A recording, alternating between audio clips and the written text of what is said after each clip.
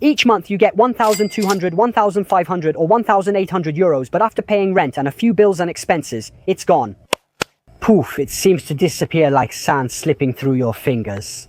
And the problem is that maybe you didn't even get to enjoy that money. It's not like you went partying, traveled to the other side of the world. You just limited yourself to surviving. The point is, fixed costs aren't unchangeable. They can be changed, and they're the most important. Where should you take action to have more money and create financial stability? Because fixed costs can be changed, they can be limited, or they can even be eliminated. That's why taking action on these expenses is really important, because I always say, guys, don't take out loans, don't get financing, even spreading out certain expenses. No, but Fabio Marchione, with 0 interest rates, I can pay in 3 or 12 installments without extra charges. Alright, the point is that you're taking on fixed costs. So if we look at our life and our income as if we were in a tub that's filling up with water, that is, our fixed expenses represent the rising water. The higher your fixed expenses, the more recurring costs you take on, and the more you're up to your neck in water. And maybe that's exactly the situation you feel you're in. Well, then this video is the right video for you, because we're going to see exactly how to cut fixed costs in 30 days. But before we do that, I need you to subscribe to the channel to support my cause, my mission, which is to spread the message of money management. It's not so much about becoming rich or making money here and there, Lamborghinis and private jets. No, it's simply about having stability. Knowing that if something unexpected happens, you can pay for it. Knowing that you can go on vacation without taking out loans or going crazy, without having to live making sacrifices. The most important one, the main one, which is it, rent or mortgage? For those who rent, there is definitely an advantage, because renting is true that we're throwing money away. It's true that we're paying it to someone else. It's true both ways, but renting has advantages. Also because you're freer when you want to change houses. Because you have to wait to sell, pack and unpack, give notice, find another house, and boom, it's done. So definitely thinking about how to lower this expense is really essential, because it's usually the biggest expense in a person's or a family's finances. This is possible, though I know it's a hassle with some issues. But, as I said a little while ago, cutting or trimming fixed expenses becomes essential. For those who have a mortgage, changing houses definitely becomes a bit more difficult, but what we can do is work on the mortgage. Be careful, guys, because the solution isn't necessarily to extend the years. Because those who don't know, I'm not saying you have to be an expert, but those who aren't familiar with finance, what they do is extend. Yeah, you extend the term and lower payments, but how much extra are you giving the bank? That's not always the solution, but we can definitely do a mortgage transfer if the situation is really serious. I mean, we bought a house we can't afford, just like most people do. Because the problem today is that people have standards that are too high. I mean, they don't know how to measure. They don't know what they can actually afford. Why, especially with the house? Because when you go to buy a house, obviously you're attracted by the villa, the garden, this and that, the beautiful house, the double garage, and so on. You buy a house for 250,000 or 300,000 euros with a regular salary, and soon you struggle to make ends meet. You can't go on vacation or out for dinner, among other things. Because, as I've already said in other videos, but I'll repeat it until I die, if you put all your money into the house, then you don't have money for anything else. It's one thing to consciously decide and say, I don't care. My dream in life is to have a beautiful house and then go out for dinner. I don't care about going on vacation every year. I don't care. Even if I go once in a while, that's fine. I don't want to drive a flashy car or anything like that. It's my choice. That's one thing, but it's another thing to buy a beautiful house without knowing what we're doing and then end up eating bread and onions and not being able to explain why. The key is always being aware of the choices we make. So definitely the hardest one, but also the most important, is to take action on rent or mortgage. Don't worry, because in the second part of this video, I'll also give you a roadmap, let's say, a path to follow over the next 30 days to take action on these expenses. So stay tuned. Point number 2, bills, phone, internet, electricity, gas are important, as anyone with independent heating knows well. He went through the period when, because of the war, gas prices skyrocketed and he ended up with crazy bills. Even here, people notice how much they pay per kilowatt hour and for gas per cubic meter. If you don't know, you need to figure it out. You need to check your bill to see how much you're paying.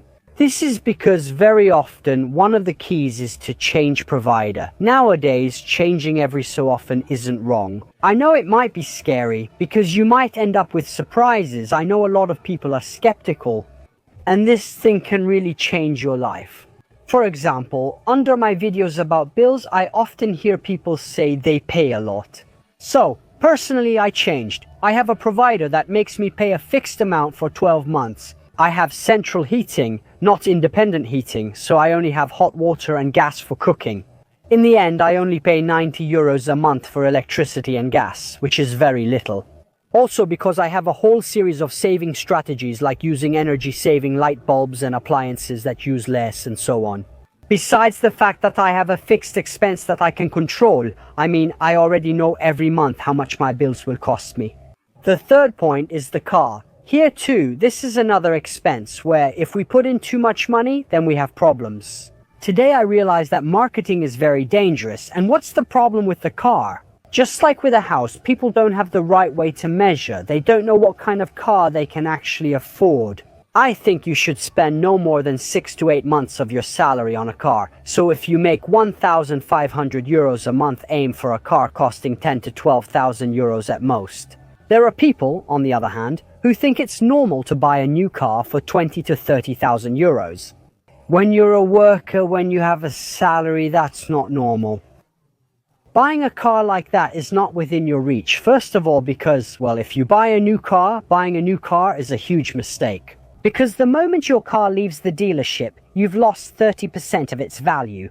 Plus, maintenance and service checks cost money, and everything is more expensive. If the car costs more, it's a choice. You don't have to spend little on a car. No, do you want to buy a nice one? Alright, but are you aware that you'll have to give up other things? Maybe you'll have to get a damp house, okay? Or maybe you'll have to give up eating out every weekend. It's like a short blanket. As I always say, you have to make choices, so use the car only when you have to, when you can.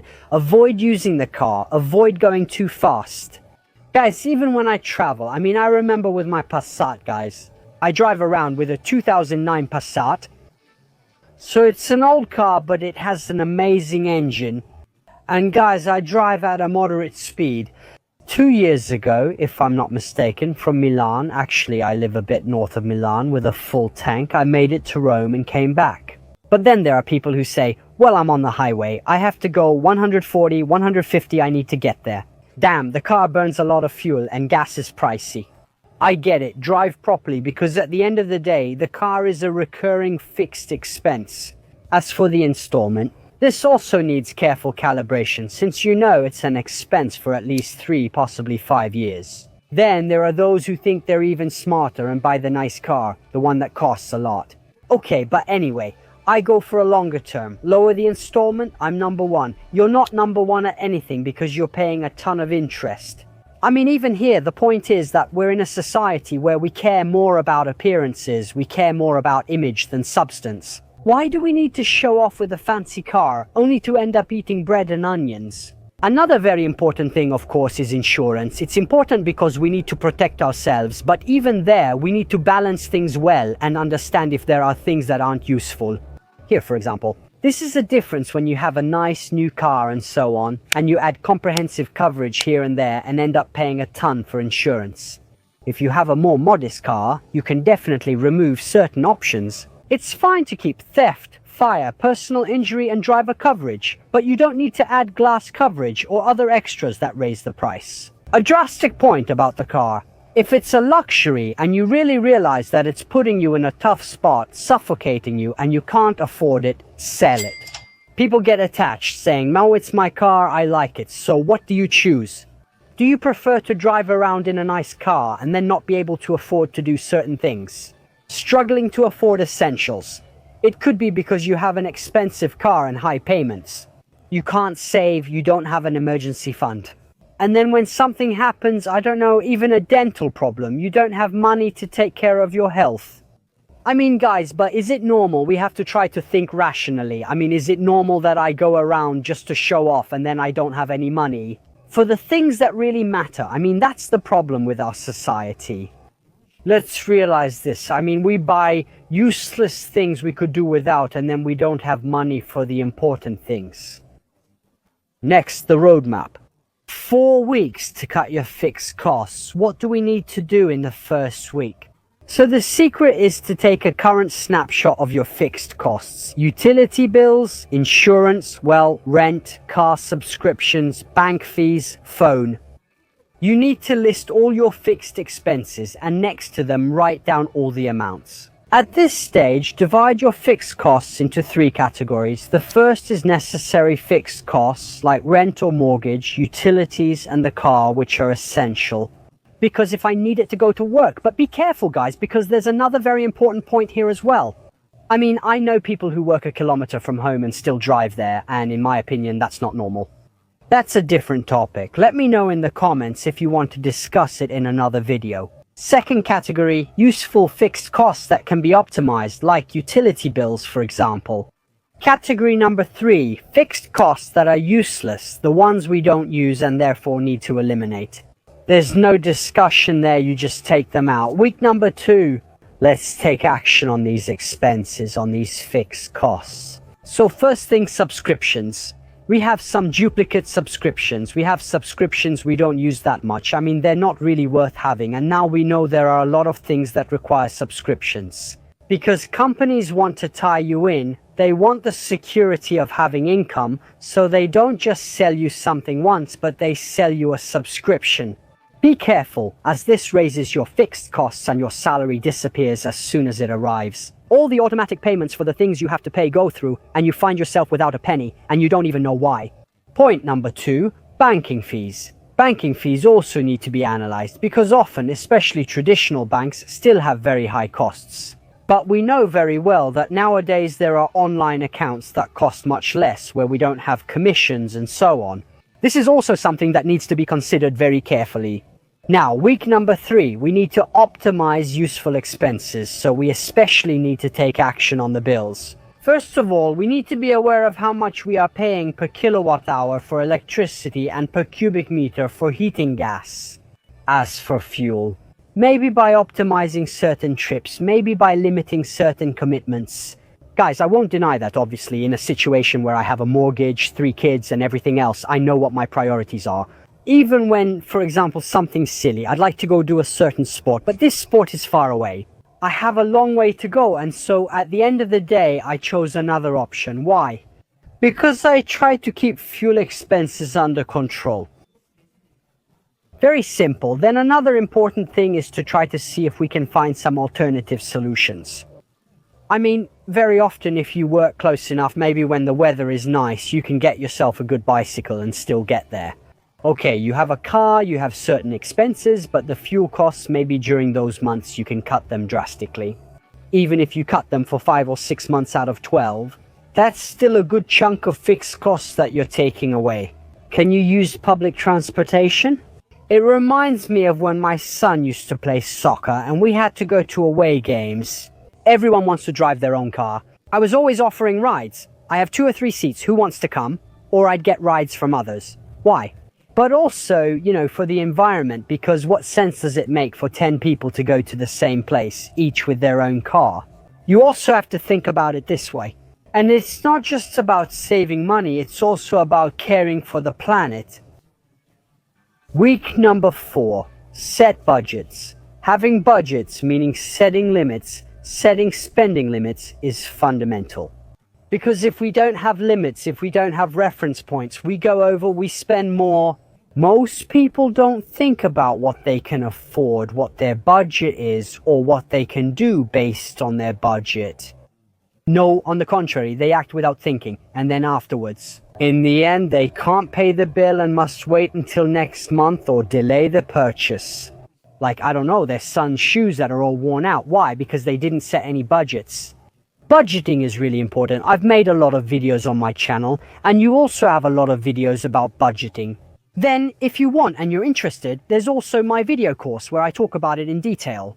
The link is always in this and every video's description, so you can also decide to use this tool. But what's the point, even when it comes to grocery shopping? What is my budget? What range do I need to stay in? Am I going on vacation? What is my budget for entertainment each month? What is my budget? 200 or 300, I mean. The point isn't that you can't do certain things, but you just have to decide how much you want to spend, so that you can pay for everything without stress and without going crazy. That's where having reference points comes in, and it's especially important to do this during the week. 4.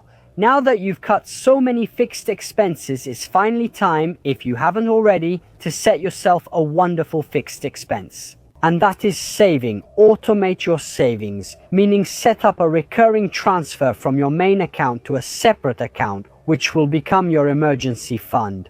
Automated and consistent, so each month when budgeting, you notice a surplus left over. Let's say 300 euros, 100 per month. I keep putting them into this emergency fund. And here you'll see it becomes wonderful because you find yourself in a situation where you start building financial stability. So guys, please remember, you shouldn't think that cutting fixed costs means giving up on living. Cutting fixed costs simply means deciding what my priorities are based on my goals. But above all, it means living with awareness and having control over your own money.